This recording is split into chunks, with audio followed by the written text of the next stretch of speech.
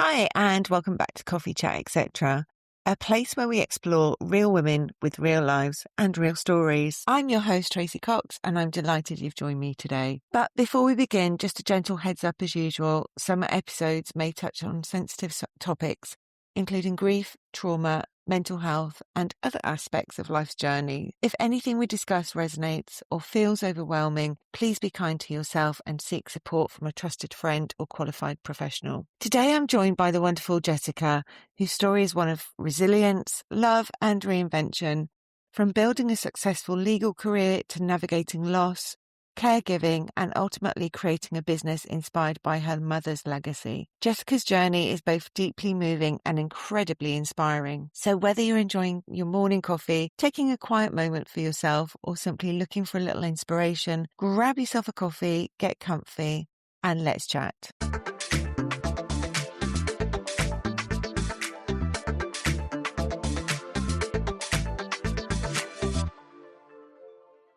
Welcome, Jessica, today. It's lovely to see you. Hi, Tracy. It's wonderful to be here. Fantastic. And whereabouts in the world are you, Jessica, just for the audience?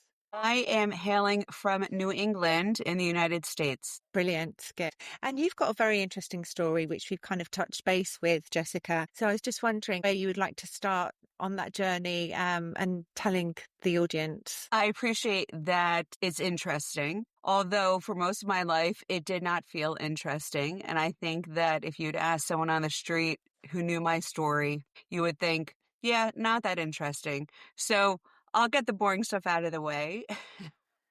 Okay. Which is that I had wanted to be an attorney since I was 7 years old. Wow. I was homesick from school and watching Perry Mason reruns. Back then, there was no internet, there was no streaming, there was no Netflix. So I was watching black and white reruns of Perry Mason, who was, for those who don't know, it was a TV show, I think in the 50s or 60s. In the last century, Okay. with a lawyer who was just a brilliant litigator, and there was always a mystery going on, and he was quite the champion of the underdog and the wrongly accused. And ever since then, I don't know if it was my fevered state of being ill, but I said to my parents, I'm going to be an attorney. So I became one. Since the age of 7, I didn't have any doubts. I didn't hesitate. I did whatever I could all throughout elementary school, middle school, high school. I took courses that I knew would help me eventually study the law. And I went right from university into law school. Here in the U.S., it's 3 years. Yeah. Post-university study, and then sitting for bar exams, which are, again, here in the States, there's a national exam that you have to pass, as well as an exam for each state in which you want to practice. They're only given twice a year. It's very intensive. The pass rates aren't very favorable. So I worked very hard to that. And it was, to some people, might seem boring. To me, I felt very driven. I certainly did internally, although I think from 7 years old to have that drive and that ambition to every step that you're taking towards life, to have that drive is pretty amazing, because I know that I didn't have that and I was very disorientated, probably up until even now, maybe. So that focus is fantastic.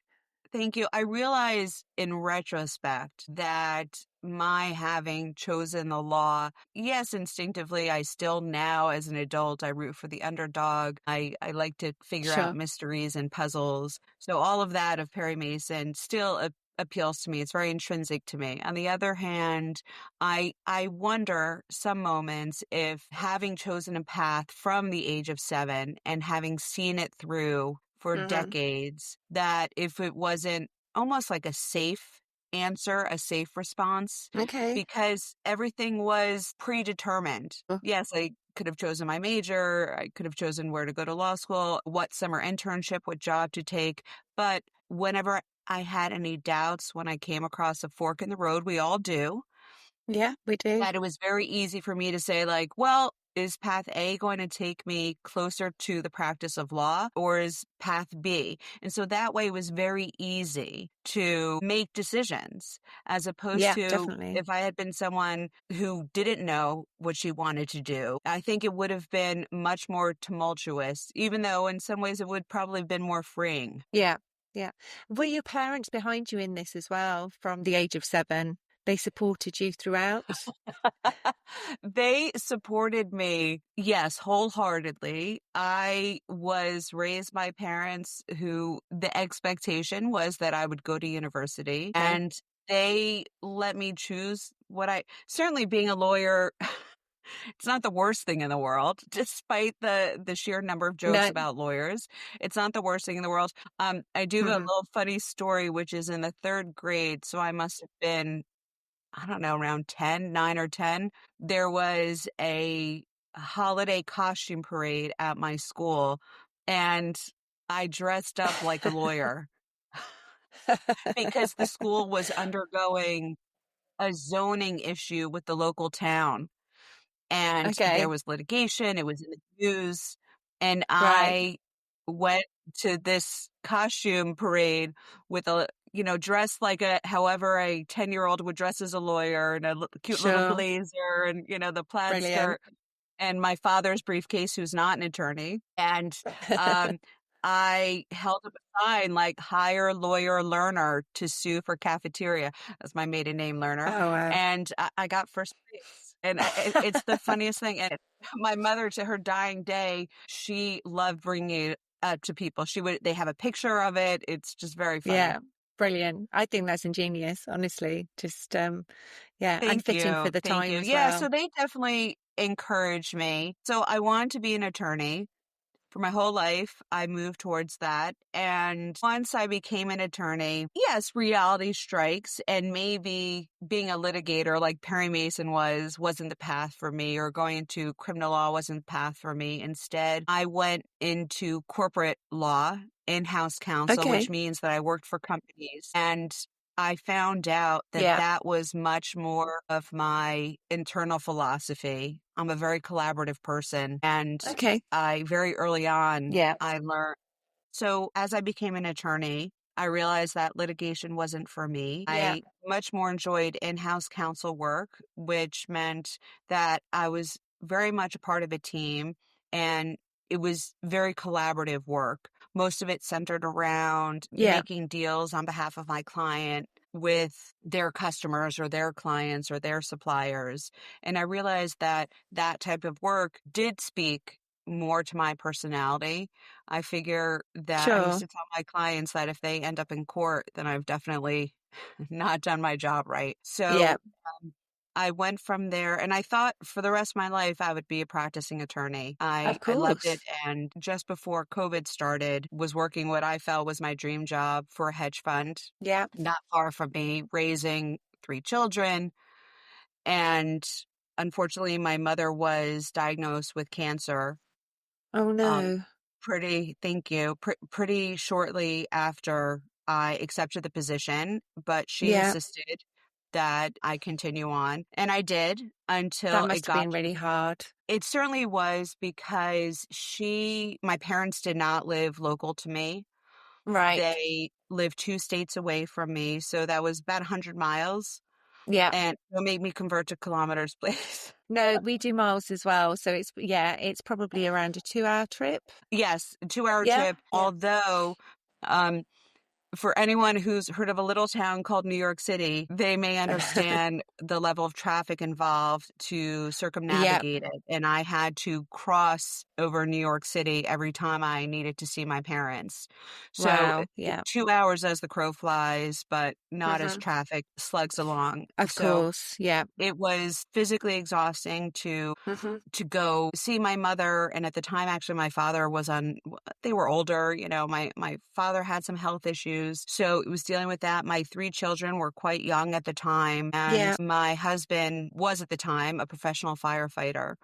And so Right. his schedule was even more challenging because he was Of required course. to stay overnight at the firehouse and Yeah. to work around. So there were times that, oh my gosh, I remember that months and months of just feeling like my head was in fog. I Hmm. felt almost like a robot where Yeah.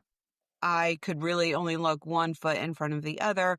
It was either work or the hospital or traveling between the two. And Or I the think for children. for one full month or so, we calculated it that I only spent 2 nights at home. Oh Um, gosh. because it was the back and forth, and anyone who's had to care for a loved one through what ended up being a terminal illness certainly Yeah. has experienced this as well. It's unfortunately nothing new, and it got to the Sure. point where I had just taken one too many work calls in the hospital waiting room or by her bedside or Yeah. waiting for her to come out of surgery. And that my family and I made the determination, even though my mother, who was always very supportive of me professionally, she insisted for so long that I remain at work. It Yeah. got to the point where she became terminal and I had to take a leave of Okay. absence. Yeah. Um, which And that I must have been was that must have been a really hard point for you at that time, because not only are you physically exhausted, mentally, then you're emotionally exhausted, because actually receiving that news of someone being terminal must have been really difficult for you. And I've never had that, thank goodness. But how was that when you received that news, Jessica? It was, if I think back to the day, I remember exactly that day. I remember everything about it Okay. because it's not the type of news Hmm. that one wants to receive in public. But unfortunately, I was my mother's primary caregiver. Okay. And you're speaking to a team of oncologists and Yeah. other, surgeons and the like. And I took that news in my office at work. Wow. And it was very hard to say the least. Thankfully I had a private office that had a door that closed and gave me Yeah. some privacy. But I realized that why am I working if Yeah. I can afford, in terms of my paycheck, if I can afford to be with my mother Yeah. until she's no longer with us, then I'm going to do that. Yeah. And it sort of happened very, very quickly, having received the news and having given notice at work. It happened the Hmm. same day. It was sort of a light switch. I spoke to my husband. We made the decision very quickly. And then I told work. Yeah. And, And what was and that like for you? it was very hard. And I knew that I was doing the right thing, but it was so hard still sitting there Yeah. with my supervisor and internally having to admit that I couldn't do it all. Yeah. And that is something that I had only had to do, I don't know, like once before in my life or something, where I was overextended at university with too many commitments Yeah. and I had to step away from things. But I think that was really hard. And it was also very hard to remain composed, honestly. It was Hmm. my supervisor she knew that my mother had been sick. And so I think in some ways for her, it wasn't really surprising to Right. Okay.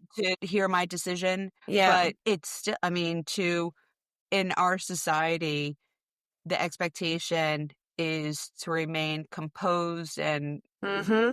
just to remain composed. And it was, we do the best we can with difficult conversations. And luckily it wasn't a very long conversation. It was more, and in some ways, the more that you try to stay composed and to Hmm. stop from crying or to Yeah. stop being outwardly emotional, the harder it becomes. Sort of like the harder we hold Absolutely. on, the more Yeah. difficult it is. Definitely. And you must have been going through all sorts of emotions at that time, because obviously you're grieving about your mother, you're obviously having to look after the children, your husband's away on shift work. It must have been incredibly difficult for you. And the realization, did you have that realization that possibly your career that you'd worked your whole entire life towards may be ending? I did not think about it at all. Luckily, I was at the point of my career. I was associate general counsel. I was quite senior Hmm. that I hmm, I'm trying to think how to answer that. I never thought it was my career ending at that point. Right. I knew that it would be a hiatus. I did not know Yeah. for how long. I Okay. just knew for however, and to be fair, I knew from the professionals that she didn't, it wasn't like, oh, she has a year or even 6 months. It was Yeah. not. So I knew, and of course, that's just as far as I didn't even think about it as a career move. Um, Okay. at all. And I understand for some people it may be, but my identity was so wrapped up in being an attorney Sure. that there was no difference to me Yeah. whether it did. But in terms of having made the decision, so heard the news, made the decision so quickly, and then informed my employer that you're right, it was very emotionally overwhelming. And I happened to have driven into work that day, and it was a long drive home. It was over an hour, and I could not drive home immediately. I actually took a beat and sat in my car and honestly had a good cry. Oh. That it wasn't so much about the career, it Yeah. was about like, okay, this is the beginning of the end. Oh And what are gosh. we going to Yeah. do? And I Yeah. need to certainly, it would have been dangerous to have driven. That's why I took a beat. Yeah. Yeah. Yeah. Yeah. No one wants to be bawling their eyes out going 70 miles an hour on the freeway or highway. Absolutely. Yeah. 100%.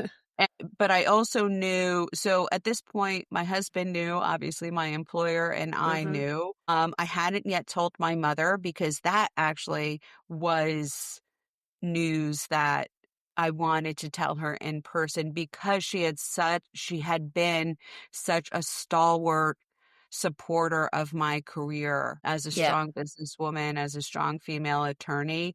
I actually was most concerned telling her, as well as for two reasons. One, because of her support, and two, that her healthcare providers and I were not prepared to tell her she was terminal. Ah, okay. So she didn't know at that time. She did not know, she was not told that. Right. Okay. Whether she felt it Hmm. instinctively, I don't know. Yeah. There are people who need to know the truth and the cold hard facts all the time in order to Yeah. better their treatment. And there are those who just need to focus on being positive and either getting better or Healing. savoring every moment that they have left. And I think that she Sure. fell into the latter category.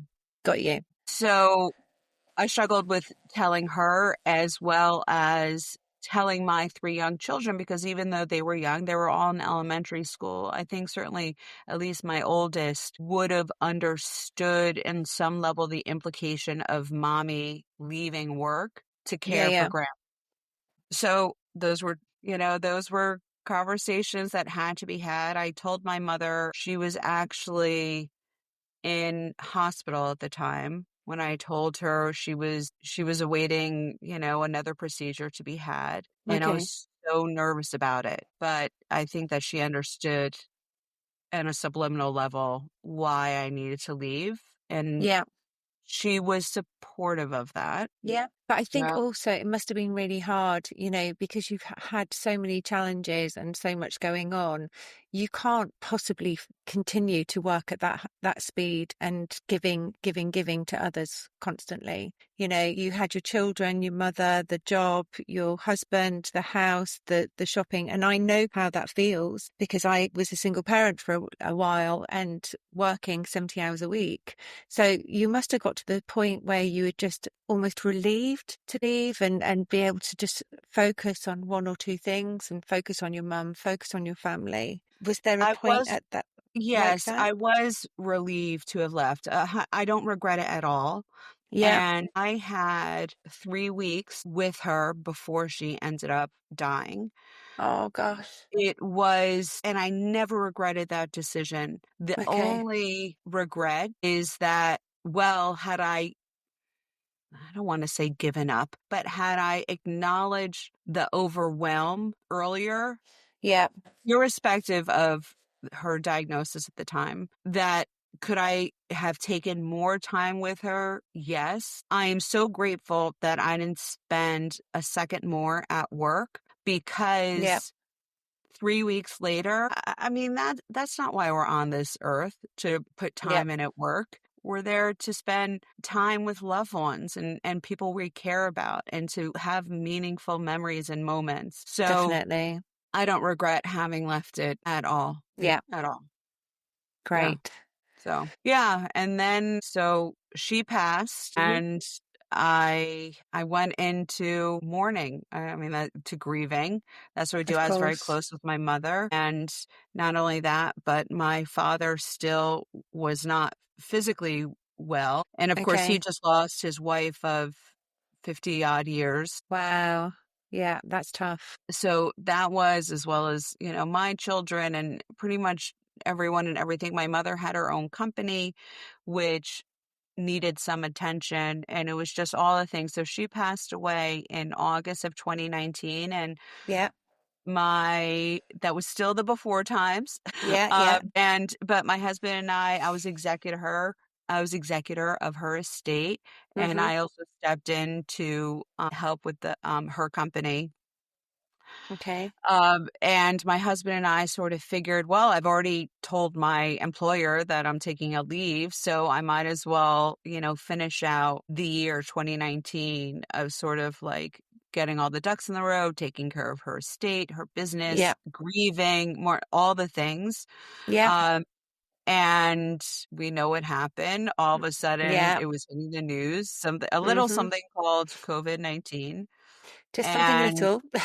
yes, just a little blip, a Yeah. little change, Yeah. um, to how the world survived, and it didn't really hit the States where we were until I still remember so distinctively the last day that my children's school was open and our state was open, and that Right. was March 13th of 2020. It was a Friday the Ah, 13th. okay. Yeah. Which I've always liked Friday the 13th because my grandmother was born on a Friday the 13th, so it's Okay. always good luck, but Yeah. I remember that so distinctly. Yeah. Yeah.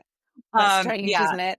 yeah, it is strange, and so even though my husband and I had talked about that I would start looking for work again as an attorney, 'cause again, this is my entire identity for, like, 3 decades, that I was like, well, I guess the entire world has shut down for us. And now my husband, as a professional firefighter, he's literally on the front lines of battling Yeah. COVID, and he was gone, double, triple, quadruple shifts. Oh And gosh. even when he was home, no one knew how it was being transmitted and stuff. So that was very challenging, being disconnected from my Yeah. spouse physically. And it was just so, and he was, I mean, seeing really wretched things. I mean, as a firefighter, of course, he has a career in that, but COVID Yeah. was a whole different kettle of fish, so to speak. Of course. So Well, there no, was that. nobody knew what to expect, did they? And it was a very uncertain time for everybody,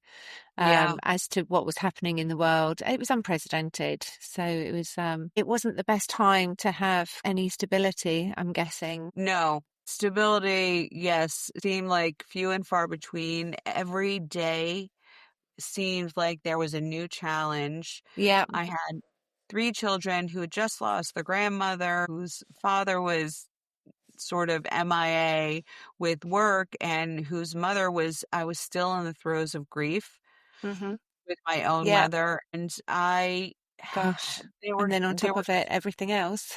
and on top of it, everything else. And my father, who, remember, he wasn't well for quite Yeah. some time. He was elderly and he was still living where my parents live. So there's quite a distance from me. And so I Sure. was nervous about, he had underlying medical conditions. Like, what did that mean? And of course, I still had flashbacks Right. of being, driving at 3 a.m. down Oh to the gosh. emergency room because of something with my mother, and am I going to have to go through that with my father? And Of so course. we made sort of as a family the decision to convince my father to move up to us after Right. just a Okay. few months into the pandemic, so I could sort of keep better eyes on him. And we live very close to one of the top hospitals in the country. And we have a lot of friends and neighbors who are affiliated with the hospital. I just felt it would be a better locale for him. And it certainly Yeah. was. I think having gone through being the primary caregiver for my mother gave me the strength Yeah. to be able to more pointedly say to my father, whom I've always loved and looked up to say, Dad, I need you to do this for Yeah. me and Hmm. you Yeah. because it's going to be better for Yeah. everyone. That was really hard. I grew up in a family where I was very respectful towards my parents.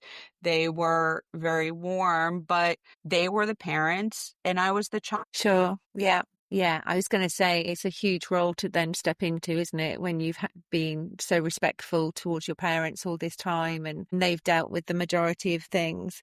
But I think also when you become a mother, you become a lot stronger and a lot more focused on what's best for you as well. I don't know about you, but it made me a bit of a mama bear. And from that strength, it was easier for me to direct siblings and, family within my life and say, actually, we need to do this. So it gives you a form of confidence. I didn't want to tell him, Dad, you have to move to Yeah. where I am. So I did this sort of this slow diplomatic role of trying to get him. I wasn't going, listen, this was a home, literally, my father built the home that he was living in. It was the home where I was raised. He built it literally with his own two hands. He'd been a builder. Oh, bless. And so it was an added layer. It just wasn't some generic apartment Of building or course. something like that. And to have raised an entire family for decades in that house, there was that additional emotional component to it. My parents Yeah. had purchased a small home that they had intended to retire in, which was really just a few miles away from me in Oh, Connecticut. okay.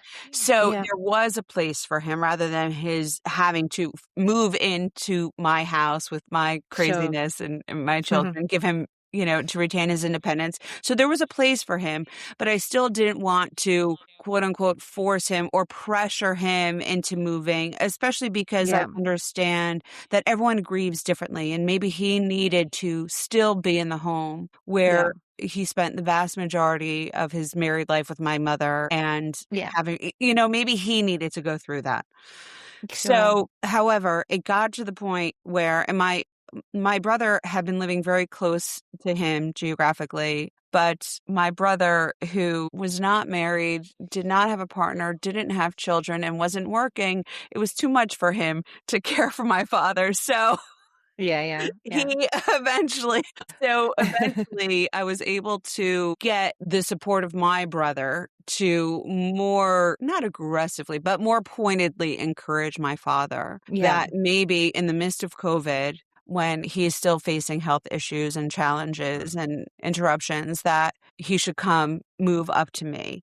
But it was a slow process, and it was eventually I just had to rip off the Band-Aid and have a very direct conversation with him. I didn't Yeah. say, "You must do this," but I did lean into my lawyer Oh, brain, okay. and I sort of made the argument. I said, "Dad, for these reasons, I think it would be best if you moved up." And I think what made it easier is that I didn't say, "And we're going to sell the family home." Oh, gosh. Yeah. Thankfully, Yeah. I didn't, that would have been too really aggressive at that point. Yeah. And I also didn't commit him to saying, "You must move here and it will be forever." I said, Sure. "Dad, for now, it will be better." And so he made the decision. And it was ultimately a really wonderful decision. The path that I'm on, in addition to managing my family and my new company. And I do think about it when in the United States, there's a trend now, thanks to really the later millennials and Gen Z, where employees are really reinforcing personal boundaries around work. I grew up as a Gen Xer where you work to the bone, that you don't share Yeah, your me too. personal life. And if the boss calls you at 6 p.m. on a Saturday evening, you still answer the phone. So there are all these lack of boundaries that I grew up. I had my formative professional years in the sort Yeah. of lack of boundaries. And so now I'm building a tech company, brand new, where my experience of having care for my mother and then my father and just managing the chaos of the children, all that has absolutely informed what type of culture I want to bring to my company. Absolutely. And I think the resilience that you build up having a family and going through what you've gone through, Jessica, gives you the empathy to be able to know that the employees are humans and there is a thing called work-life balance now. And you're totally right. You know, us Gen Xers, we worked our fingers to the bone, 70, 80 hours a week and felt guilt. You know, guilt was a massive part of taking time out. And I think, you know, what you're creating now because of what you've been through is great, you know, and you know that if your employees need time off for family, I'm guessing that would be something that you would be okay with. 100%. It would be, as well as, listen, I know people, I know CEOs, I know other founders who make it a policy never to talk about personal life at work. I understand that. I certainly do. On the other hand, I don't see a problem with having niceties and kindness and warmth. Yeah. This is why I founded Swanky, because life is tough enough. And Yeah. anything I can do, my company can do to make the celebration of life, to make the passage of life more Yeah. enjoyable, then let's go ahead and do it. And I don't mean that in a sort of a perfunctory way that that you're performing pleasantries, but that I generally care about my employees and I want them to know that, for example, I have quite a few employees who are based in Europe.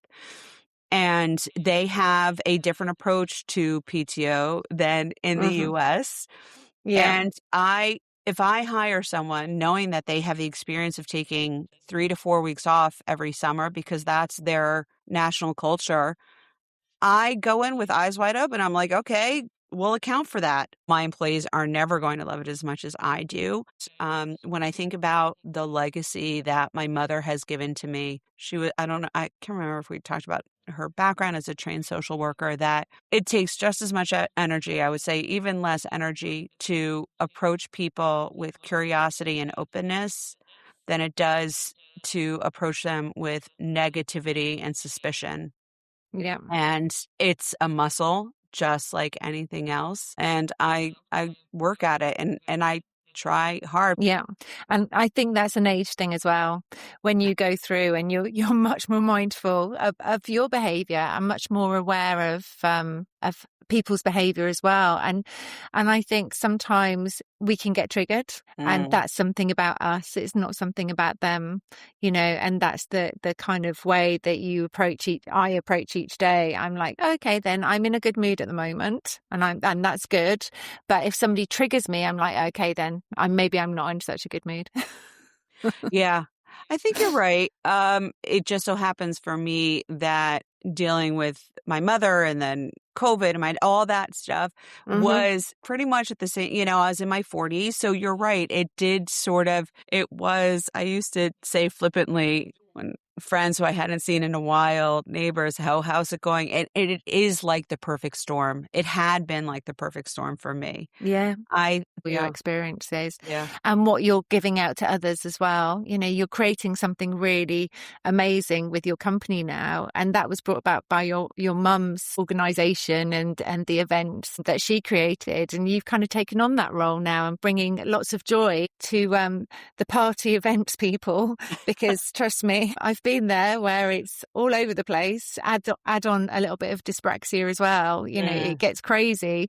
So something that you're building for the community and for other people to share is just an amazing thing to have in the world. Thank you. Yeah, it's something that I never would have thought my entire identity was wrapped up as an attorney. I realized that really wasn't my personality. Yeah, And it wasn't my personality because I'm a more collaborative person.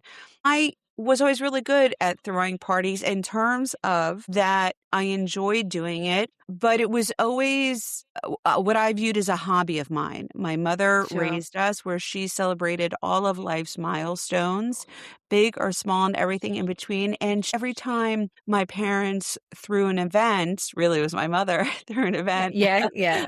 My dad was there to like set up the tables and chairs. But other than that, it was my mom. I was going to, She, yeah, she imbued a sense of purpose that she was a professional. She had her own life, but she is not even a purpose, but really the importance of celebrating life, of acknowledging other people, of yeah, giving people a break from the humdrum of every day. yeah.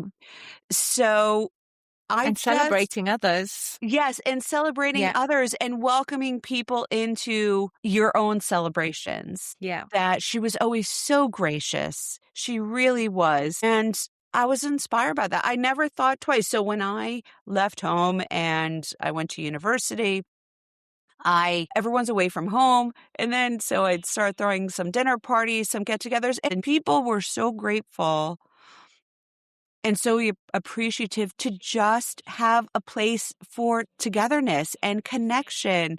yeah, And so I continued doing that. But my identity was always as an attorney. You know, the throwing yeah, parties was just sort of like, okay, this is what I'm doing. But I never thought anything more of it. It was always, and sure. honestly, I thought this is what other people did too. I thought that who wouldn't jump at the chance to celebrate others or themselves or a holiday or what have you.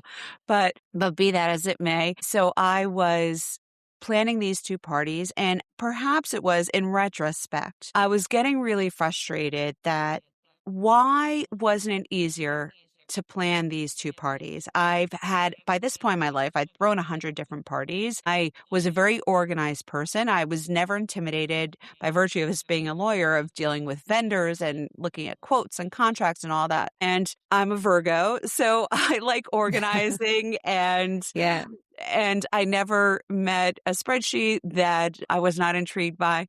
gosh. Yeah, But I my would get worst nightmare. no, I love it. It calms me. It really soothes me. I love organizing things like that. But even I was so frustrated that all of this information, all the details, they were all like in a crazy, disorganized mess of text messages and screenshots and emails and PDFs. And I would complain. I was like, it should not be this hard to throw a party, especially I'm confident in throwing a party, but so many of us aren't.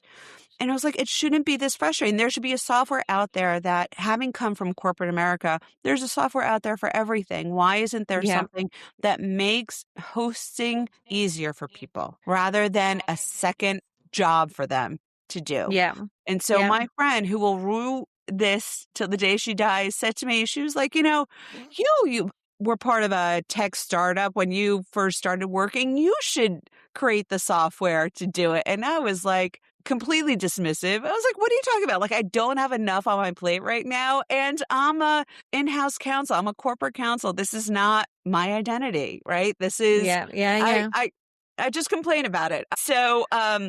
Keeping So hold of the corporate identity. I am yes, a yes, lawyer. I clung to it. And Yeah, so I was just dismissive. I was like, oh, come on, like another thing. But boy, that idea, it kept me up at night. I kept thinking about it. I was like, not to create a tech company, but I was like, can I create a software? Can I mhm. use Excel or can I use the tools that are out there to create sort of like one package or one platform for me personally, Jessica, to use? Yeah, yeah, That yeah, would make my life easier. I'm not going to stop planning parties. And I think a little bit of my frustration was that yeah, I come from corporate America and they have the advantage, but also dealing with, I hate keep on harping back into it, but like the rest of my life. And I think I just, as much as the passing of my mother gave me more patience with people on an interpersonal level, I had less patience for this unnecessary chaos of Yeah, yeah, planning a party. I think yeah, that's what I yeah. had, or less The patience, like, pain was too much. yes, like there should be an easier solution out there. So, yeah, I just sat with the idea and I sat with it. And then I started doing research. I was like, well, maybe there is a software out there that does that. P.S. There was no software that does it. Fantastic.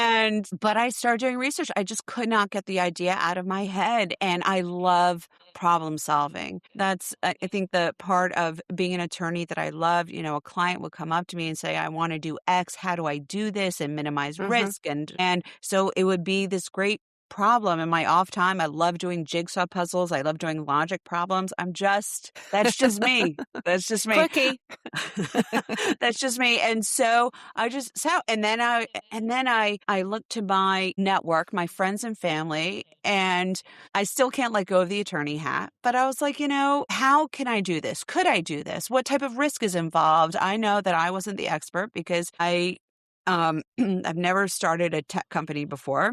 And so I just started taking meetings with friends and or former colleagues and just people I knew casually. And I said, hey, do you mind if I bought folks a lot of lunches and coffees and dinners? And it was totally a wonderful experience because some of those people have been with me this entire way as my sort of casual advisory board. And Fantastic. they've been some of my loudest cheerleaders. It's been really wonderful from that perspective. And it's actually really interesting how many, to my surprise, how many I'll take a meeting with like a C-suite male executive who I had the bias of thinking like, oh, they've never thrown a kid's birthday party. They have no idea what's involved. And yet they have been my loudest cheerleaders of like, oh my gosh, I totally understand this problem. Yeah, And yeah. this is a great market and all this stuff. So that was really elegant to have happen. And my mother thankfully left me a little bit of money in her will, and my husband and I talked about it. And not so much, I want to be clear here that we didn't talk about it to get my husband's permission for me to use that money. That money Sure, was sure. mine. I just Yeah, want to say, I feel that, Tracy, you and I, we need to say it in this world that my husband and I talked about it because we are partners in life. absolutely. And he is an advisor, like my sister is an advisor, like those other friends I talked about are advisors. How do we, Yeah. this X amount of dollars, how do we want to use it? How do I, and so he was an advisor to me, but he was not the final arbiter of what I put that out there. Yeah, And so, I did all the research, the competitive analysis, the market analysis, how much it's going to cost me to get to a certain point to yeah. produce this, whatever. And I was able to use that money and Fantastic. start Swinky. Yeah. And do you know, as we're talking, I've got a feeling that that's what your mum would have loved you to have done, because that, the legacy and her actually teaching you throughout your life, you seeing her doing all these celebrations and bringing connection together. And what an amazing identity you have now that you're doing that. Yeah, I thank you for saying that. That means a lot to me, especially because my mother did have an amazing head for business. And Yeah. she also really believed in that businesses should be doing good into the world. My mother was a landlord, and it was her pride and joy, I kid you not, that she had after she passed away. I was going through her office, winding it down, and she had a file like an inch thick, a hanging file of handwritten letters from former tenants of hers, Oh, thanking wow. her for being so supportive, so compassionate. And this is Yeah. not to say that my mother, let them, skip out on rent. No, my Yeah. mother instead, putting on, as much as I identify as an attorney and struggle to take off my attorney hat, even when it's not law related. She struggled, I think, to take off her social worker hat Yeah. because I still remember as a child, like walking into her office and she would be on the phone with a tenant and they wouldn't be talking about missed rent or the plumbing that needed to be fixed. They would be talking about the tenant is struggling with their child needs extra support at school. And my Yeah. mother would jump in with both feet and workshop it with them, trying to find a solution, trying to do resources. Yeah. And so that folder that was an inch thick of letters, that was her pride and joy. So Yeah. for me, I'm getting emotional again. I haven't thought about that in a while, Oh, but I would really love for Swanky to be able to make that space for people so that when they arrive, when hosts arrive at their party, they are calm, cool, and collected. They're ready to celebrate. They're ready to make memories with people. yeah. And it's very easy to dismiss a tech company as like, okay, I'm not saving lives, so to speak. Yeah. But I remember one of You're my, enhancing lives. yeah, You're and enhancing lives. yeah, and connection is so important. No person is an island. Yeah. So if we can help people create the space that they need to enhance their lives, to create memories, to create good memories, then why Yeah. not? Absolutely. And it's funny because I'm an ex-social worker and I'm all about connection. And it sounds Yeah. like your mum was all about the connection as well. And it sounds like you're exactly the same, Jessica. So yeah, it's amazing. Thank you. Thank you. I'm that moves me very deeply to hear that. Thank you. Yeah, no. And I think I did the Tony Robbins strategic intervention courses, and it goes by your 6 basic human needs, basically, which your mother would have known because it's about Maslow's hierarchy of need. And Mhm. it's when you get to the top, when you're able to contribute towards others, that you have the self actualization and you get all your needs met by helping others. And it sounds like a really wonderful place to be. It has been. It really has been. And it's interesting because throughout this last few months, this first quarter, I had been devoted to being on social media as the CEO and founder of Swanky, which has been a huge adjustment for me because Yeah, probably one of the hardest things I've had to do as founding a tech company, which is the expectation that that people now want to see the face behind companies, to trust yeah, them more, to have, more authenticity, etc. There have been a number of people who said, "Oh, why don't you start um doing videos on like showing people like what tablescapes look like, or showing people the decor or whatever."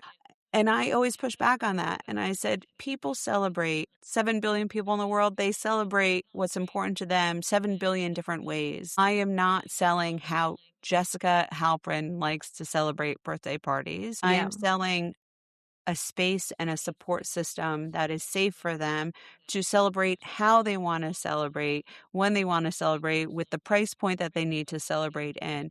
So and that's really important to me. So even though we're talking about like hierarchy of needs, I know that my celebrations don't match how other people celebrate, nor should they, because no, my intrinsic needs are different from others. And how we it's like two people end up in a hospital.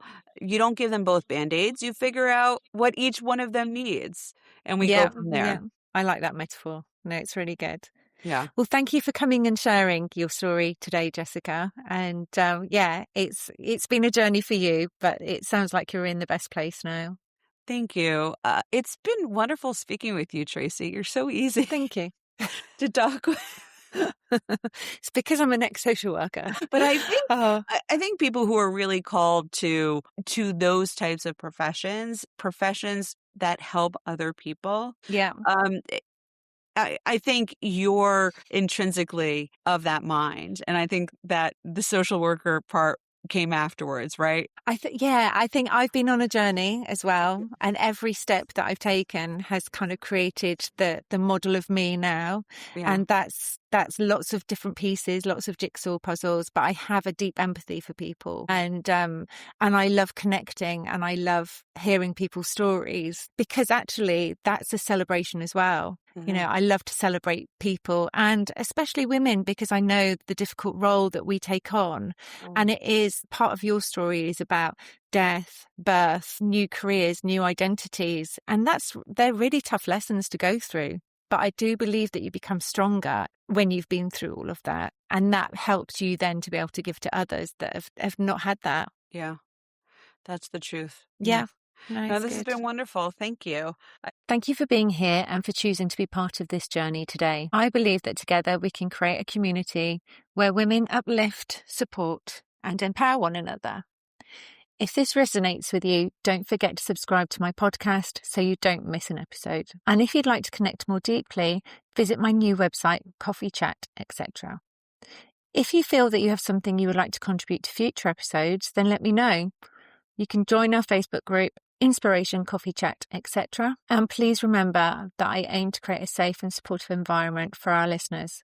But it is important to reiterate, some of these episodes may cover sensitive topics, including discussions around adversity, trauma, mental health, violence, and sexual references. These subjects may evoke strong emotions or trigger responses, and I urge you to seek support or professional help if you're affected by any of them. I want you to leave feeling inspired, motivated, and empowered. For now, it's a see you later, and have a great day wherever you are in the world.